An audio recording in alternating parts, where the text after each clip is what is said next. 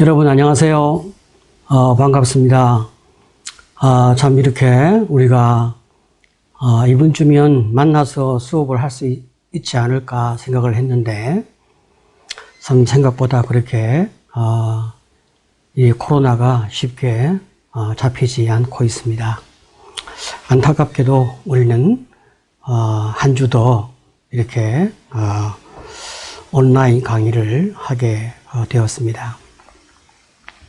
여러분들이 제 강의를 잘 듣고 잘 이해했으면 좋겠는데 질문을 여러분들이 충분히 할 수 없어서 안타까운 마음이 들고, 하지만 또 강의 듣다가 질문이 생기면 여러분들이 이제 메모를 잘 해 두었다가 나중에 저를 만나면 질문을 그때 해주시면 참 좋겠습니다. 여러분 교재에 제가 쓴 그 인격 치료라고 하는 책이 있잖아요. 그 책 지금 페이지 96쪽부터 오늘 강의를 시작하도록 하겠습니다. 오늘 제가 이제 25분에서 30분 정도의 강의를 3번 강의할 텐데요.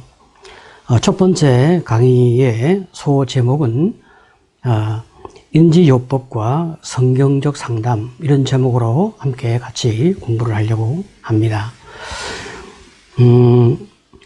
여러분 가운데서 기독교 신앙을 갖고 있지 않는 분이 계시다면 좀 제 강의가 부담스러울 수도 있지 않겠나 걱정이 되기도 합니다. 하지만 이 성경이라고 하는 부분은 굉장히 인류에게 도움이 되는 굉장히 좋은 그런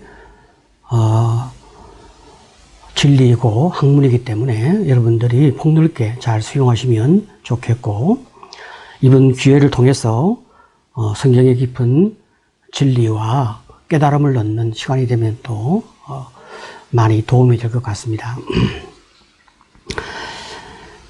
인지요법이라고 할 때 인지요법은 다른 말로 인지치료라고 이야기할 수 있습니다. 제가 이제 심리치료 세미나를 이번 학기에 쭉 진행하게 되는데, 사람을 치료하는 심리치료는 사실 크게 제가 이제 그동안 사람을 치료해보는 과정 중에서 제일 중요한 치료적 접근은 정신역동 치료입니다.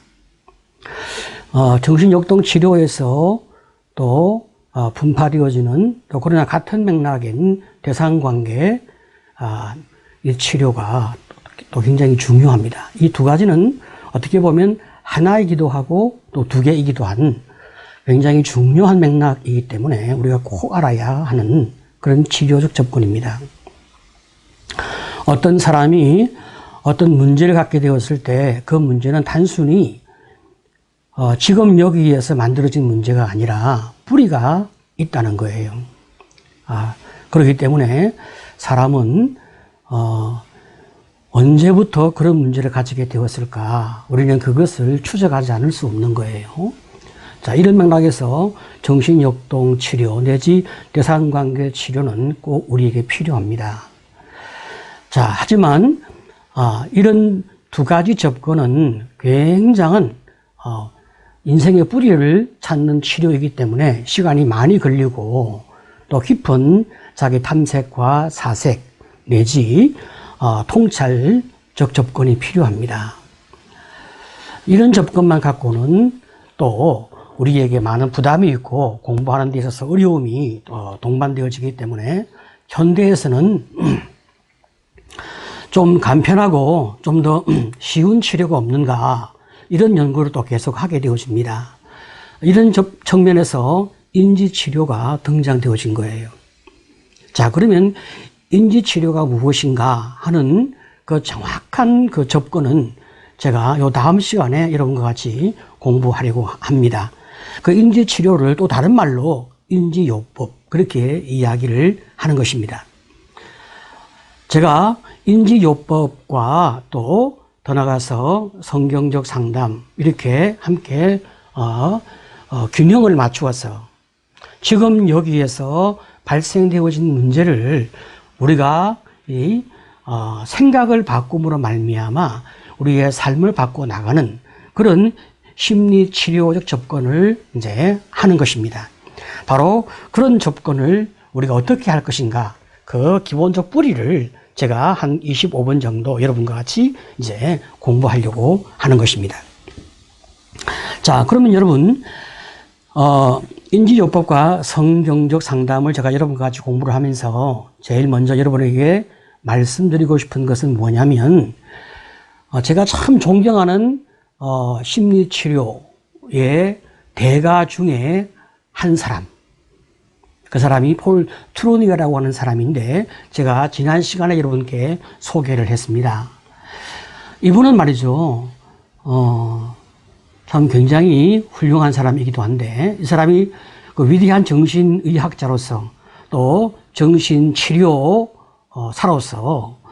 또 더 나아가서 정신치료와 기독교 상담을 통합하려 하는 통합주의자로서 한평생 삶을 살았습니다.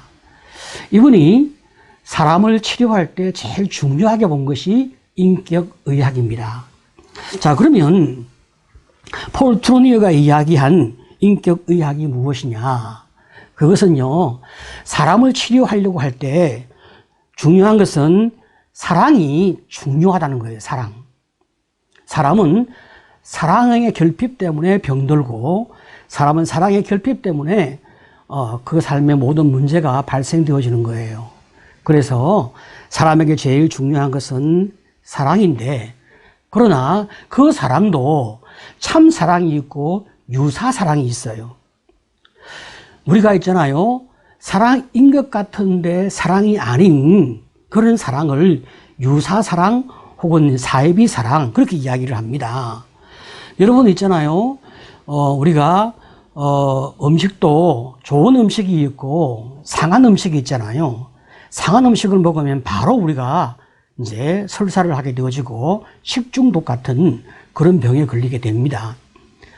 사랑도 참 좋은 사랑이 있는 반면에 사랑인 것 같은 유사 사랑이거나 상한, 정말 나쁜 사랑이 있어요. 그럴듯한 사랑으로 포장되어져 있지만, 그러나 나중에 알고 보니까 사람을 해치고 사람을 학대하는 그런 나쁜 사랑이 있는 거예요.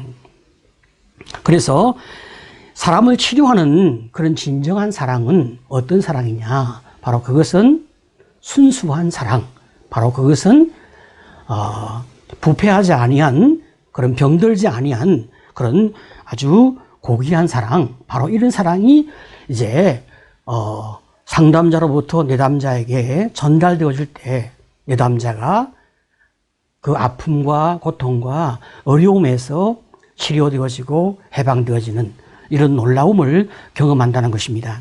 그래서 사랑의 관계의 질, 그 질은 바로 상담자의 사랑이 바로 얼마나 수준 높은 사랑인가, 바로 그것이 이제 사랑의 질인데요. 바로 그것이 치료의 핵심이다. 그렇게 이야기를 하고 있습니다. 사람은 누구나 인격적 관계를 함께 만들어가는 것, 그렇게 관계를 맺어가는 것, 그것을 너무나 많이 원하지 않습니까? 원하면서도 또 그런 관계를 또 사실 두려워하고 있습니다. 실제로 사람은 두 가지 마음이 같이 있는 거예요. 언제나 그렇습니다. 내가 그것을 원하지만은 또 한편 또 두려운 마음이 있는 거예요. 이 두 가지 마음이 늘 우리 마음 가운데 있기 때문에 상담자는 순수하고 진실한 사랑을 주면서도 사랑을 받지 못하는 그 내담자의 마음을 잘 위로하고 만지면서 그 마음 가운데 발생하는 저항을 잘 다독이며 함께 그 사람을 이끌어가는 그런 사랑의 어떤 기다림 내지 어떤 실력이 이제 필요한 거죠.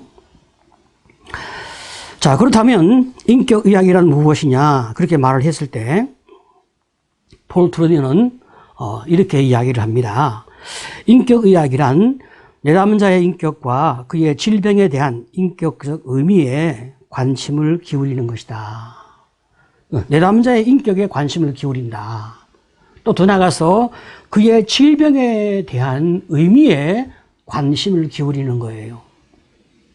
사람은 누구나 질병을 가질 때는 그 질병을 가질 만한 이유가 있다는 거예요.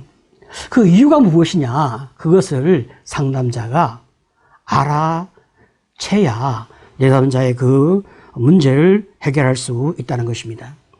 그래서 인격의학은 기본적으로 두 가지 특징이 있다라고 이야기하면서 첫 번째는 기술적인 실력, 끊임없이 내담자를 잘 도울 수 있는 상담적 실력, 인간 이해의 실력, 끊임없이 나 자신, 상담자 자신의 어떤 그런 인간적 자질과 상담적 실력을 계속 키워나갈 뿐 아니라 이제 내담자에 대한 그런 치료하는 실력, 더 나가서 내담자도 다 사람마다 그 양상이 다 다르기 때문에 다양한 내담자에 대한 그 끊임없는 연구를 통해서 그 기술적인 실력을 계속 연마하는 거, 끊임없이 연구하는 거, 이것이 너무 중요하다. 이렇게 이야기합니다.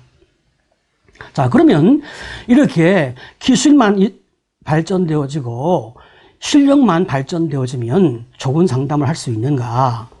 그렇지 않다는 거예요.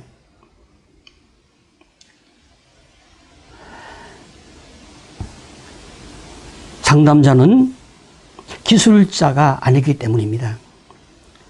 기술도 중요하지만 그 실력도 중요하지만 그보다 더 중요한 것이 무엇이냐라고 말할 때 바로 이제 그 상처받고 고통을 가지고 있는 그 내담자에 대한 개인적이고 그리고 인간적이며 인격적인 관심, 이것이 무엇보다 중요하다. 그렇게 말하고 있습니다. 자, 그러니까 그 사람이 지금 어떤 맥락과 어떤 환경과 어떤 상황 가운데 성장해 왔길래 지금 이런 고통과 아픔과 문제를 가지고 있는지 우리가 잘 이해해야만 이제 이 사람을 잘 도울 수가 있는 것입니다. 어떤 내담자가 이제 위벽이 홀어서 수술을 받으러 왔습니다. 수술을 해서 이제 퇴원을 했어요. 그런데 3개월이 되지 않아서 다시 위벽이 홀었습니다. 그러니까 이제 외과 의사가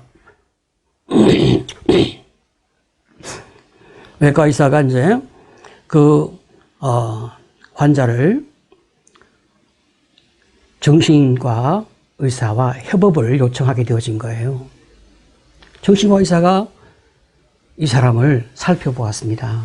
왜 이렇게 이 사람이 자꾸 위벽이 하는지, 음식을 먹지 않았음에도 불구하고 계속 위벽이 하는 거예요. 음식을 먹어야 위산이 나오고, 그래서 이제 음식을 소화할 수 있는 그런 작동을 하는 것인데, 음식을 먹지 않았음에도 불구하고 끊임없는 위산이 나온단 말이죠. 왜 그럴까 살펴보니까 너무나 많은 분노가 이 사람에게 있어서 계속 그 분노로 인하여 위산이 나오는 과정을 이제 관찰하게 되었다는 겁니다. 그래서 도대체 누구에 대한 분노가 있는가? 이제 이 내담자와 오랫동안의 씨름의 과정을 통하여 말하기 싫어하는 내담자의 그 마음의 문을 열어서 이야기를 듣게 됩니다. 마침내 그 내담자의 고통 어린 과거가 나온 거죠. 어릴 때 어머니가 이제 자기를 버리고 재혼하기 위해서 자기를 버리고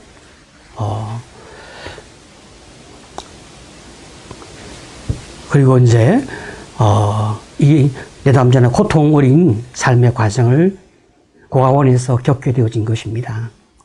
그런데 이 남자는 그 생생어린 기억이 나기 때문에 그 어머니를 용서할 수 없고 버림받은 자기의 과거의 상처와 아픔을 그는 잊을 수가 없는 거예요. 끊임없는 고통과 아픔 가운데서 버려진 자기 자신의 그 고통 때문에 너무나 너무 많이 괴로웠어. 그것을 의식화할 수도 없고 그 마음 가운데 계속 분노를 갖고 이제 삭히고 있기 때문에 그는 그 고통 속에서 위산을 계속 분비해내는 겁니다. 마침내 정신과 의사는 그 사람을 상담하다가 더 이상 상담하지 못하고 상담자에게 다시 의뢰를 합니다. 상담자가 이제 예수를 믿는 상담자이기 때문에 그 사람과 오랫동안 상담을 하면서 신뢰관계가 만들어지고 그리고 아픔을 함께 같이 공유하면서 마침내 그 사람에게 그 어머니를 놓아주도록 어머니를 용서하고 보내도록 그렇게 함께 심리치료의 과정을 진행하게 되는 거예요. 그리고 그 마음 가운데 자유를 얻게 됩니다.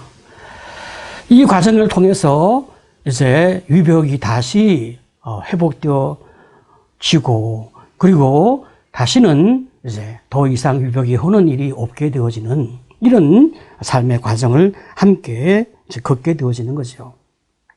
자, 이런 측면에서 인격의학이 동반되어지는 치료가 되지 아니하면 진정한 치료가 되지 않는다 하는 것을 우리가 알게 되어집니다. 자, 그러니까 치료의 본질은 대화라고 말할 때 그 대화는 토크 테라피란 말이죠. 우리가 말로 대화하는데 그 말 속에 그 사람의 아픔이 동반되어지는 그런 대화가 함께 필요하다. 그래서 훌륭한 치유자의 인격적 특성은 인내심이나 진심 어린 관심이나 기꺼운 경청이나 이해하려는 자세 이런 것들이 참 필요하다 그렇게 이야기를 하고 있습니다. 그리고 더 나아가서 상담자의 인격적인 관심과 온정 이런 것들은 상담자의 개인적인 신앙에서 나온다라고 그런 말하고 있는데 저도 같이 동의가 잘 되어집니다.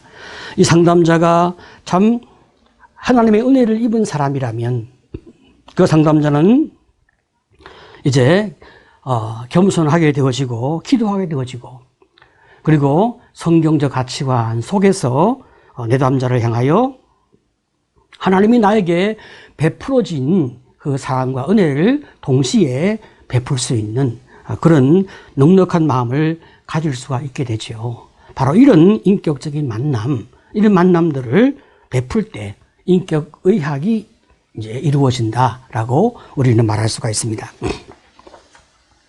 자, 그러면 인격 치료를 우리가 해 나갈 때 인격 치료는 앞으로 이제 여러분들이 점점 더 알게 되겠지만 지금 저는 인격 치료의 기술로서 이제 5가지를 제시하려고 하는데 이것을 제가 5단계 모델 이렇게 이야기를 합니다. 첫 번째는 자기 대화법, 셀프톡이라고 이야기합니다. 내 안에 자동적으로 일어나는 그런 어떤 독백 혹은 자동적인 사고 이런 것이 있어요.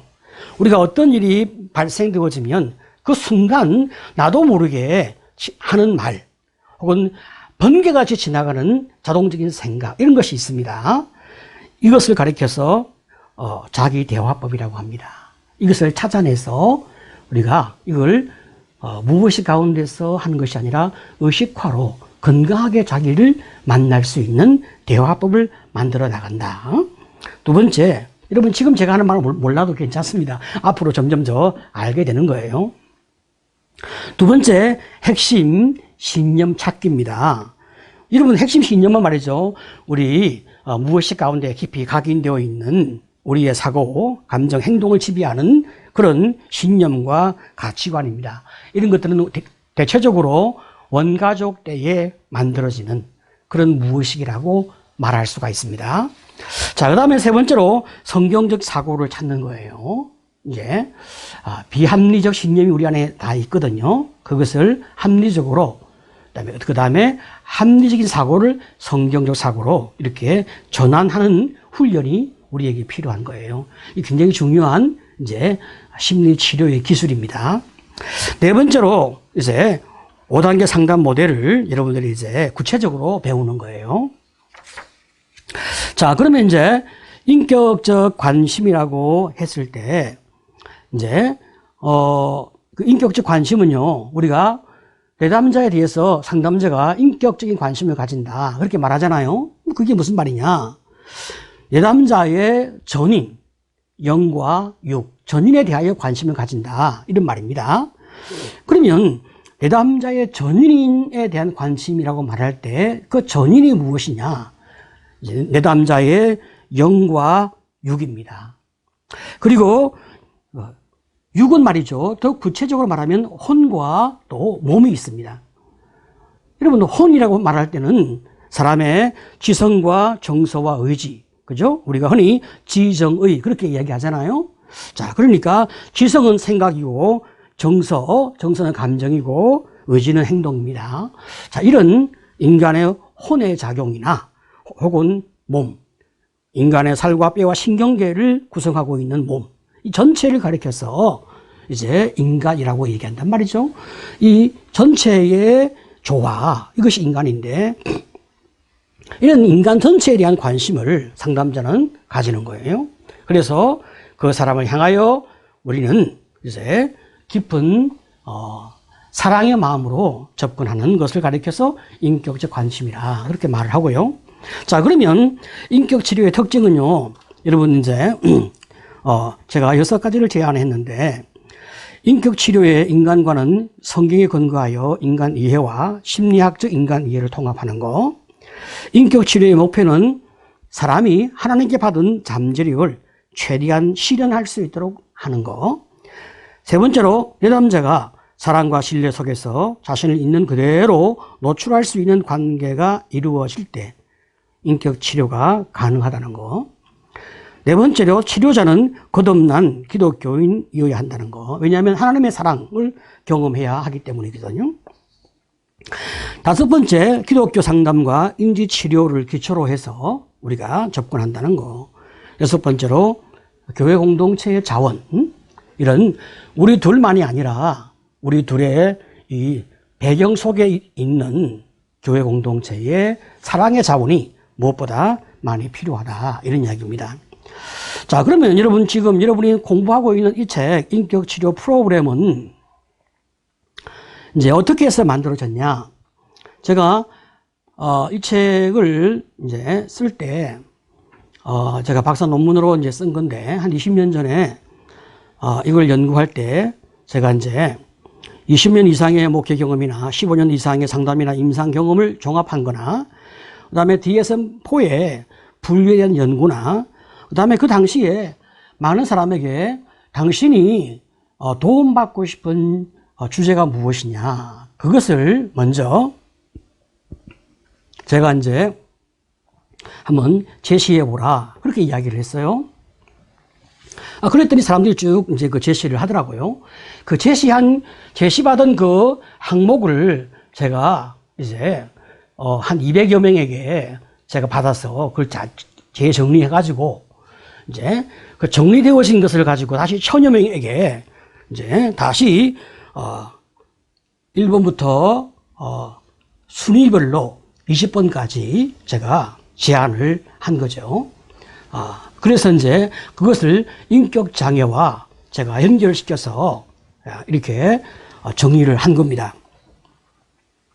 여러분 지난번 인격 장애를 제가 여러분께 설명드렸는데 DSM-4 분류를 보시게 되어지면 편집성을 저는 이제 여러분 필자라고 되어 있잖아요. 필자. 저를 이야기하는 건데 저는 편집성 이렇게 하면서 제가 많은 사람들과 함께 같이 공부하자 그렇게 말하면 그 사람들 얼마나 좀 부담스럽고 얼마나 많은 불편한 마음이 있겠어요. 그래서 그냥 누구나 쉽게 같이 공부할 수 있도록 하기 위해서 저는 보편적인 분류를 한 거예요. 그래서 불신이나 부정적 자아상이 있는 사람으로 저는 분류했고, 분열성은 거절감 불안이 있는 사람, 분열형은 부정적 자아상이나 거절감 불안이 있는 사람 이렇게 좀 분류하고요. 반사회성은 분노 불안이 있는 사람, 경계선은 불안, 죄책감 중독이 있는 사람, 자기애성은 열등감, 완벽주의가 있는 사람. 연극성은 부정적 자아상, 거절감, 열등감이 있는 사람. 그리고 이제 회피성은 말이죠. 거절감, 열등감, 우울증이 있는 사람. 의존성은 부정적 자아상이나 열등감이 있는 사람.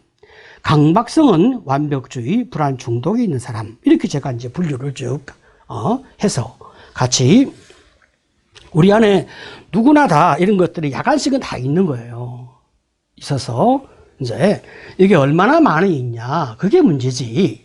아주 심각하게 한쪽 모서리에 많이 가 있으면 그런 분들은 격리 수용이 필요하잖아요. 그러나 다수의 사람은 한 중간 그룹이란 말이죠. 이런 사람들은 이런 여러 가지 문제가 같이 쌓여 있어서 참 스스로 왜곡된 사고를 가지고 자기를 많이 괴롭힌단 말입니다. 그렇기 때문에 이런 여러 가지가 스스로 자기를 많이 괴롭히기 때문에 좀 우리가 이런 것들을 벗어나올 수 있는 그런 접근이 필요하다, 이렇게 저는 생각을 하는 것입니다. 그래서 우리의 인격 자체가 건강하기 위해서는 이런 공부를 함께 포괄적으로 하는 것이 좋겠다, 이렇게 생각하고 이제 같이 함께 공부하게 되었습니다.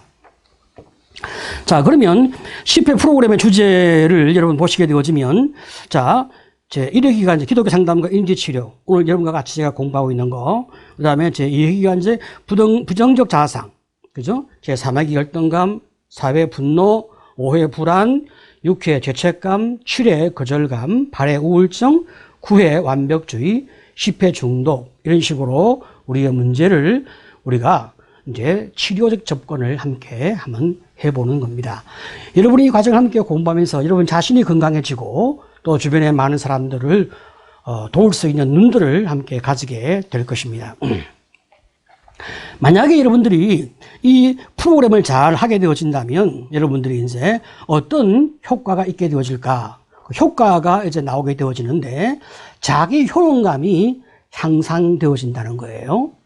두 번째, 인간관계 능력이 또 이제 향상되어지고, 세 번째, 합리적 의사결정이나 문제 해결 능력을 이제 갖게 되는 거. 네 번째, 역기능적이고 패배적인 태도, 이런 것들이 기능적이고 긍정적인 태도로 전환되어지는 거. 그리고 전인적인 건강을 회복해서 하나님 사랑이나 자기 사랑이나 이웃 사랑이 잘 되는 아주 사랑의 사람으로 회복되어진다 하는 것이 이 프로그램의 효과입니다. 자, 그러니까 이 프로그램은 기본적으로 인지치료를 중심으로 하고 또 기독교 상담을 함께 통합해서 이제 함께 우리가 10회기 프로그램을 같이 공부하는 것입니다. 그리고 난 다음에 여러분들이 많은 시트지가 있는데 시트지를 계속 함께 점검하면서 또 제일 중요한 거 이제 5단계 상담 모델을 계속 체크하면서 여러분이 같이 자기를 분석해 낸다면 굉장한 그런 자기 회복과 치료의 그런 축복을 함께 경험할 것이다, 그렇게 생각합니다. 첫 번째 강의 아주 수고 많이 하셨습니다. 감사합니다.